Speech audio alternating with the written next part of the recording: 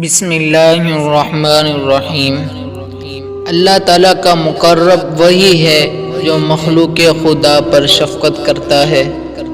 محتاجوں سے مہنگا خریدنا احسان میں ہے اور صدقے سے بہتر ہے۔ تکلف کی زیادتی محبت کی کمی کا باعث بن جاتی ہے۔ اپنے آپ کو سب سے بہتر سمجھ لینا حماقت ہے۔ انسان کا سب سے بڑا کارنامہ یہ ہے کہ وہ اپنے دل اور زبان کو قابو میں رکھے۔ بد اخلاقی سے دشمنی پیدا ہوتی ہے اور دشمنی سے جفاکاری۔ خاموشی بجائے خود ایک عبادت ہے۔ غصہ شمع انسانیت کو بجھا دیتا ہے۔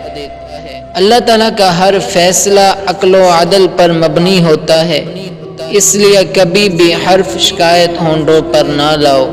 عورت کی بد خلقی پر صبر کرنے والا حضرت ایوب علیہ السلام کے صبر کے برابر ثواب پائے گا۔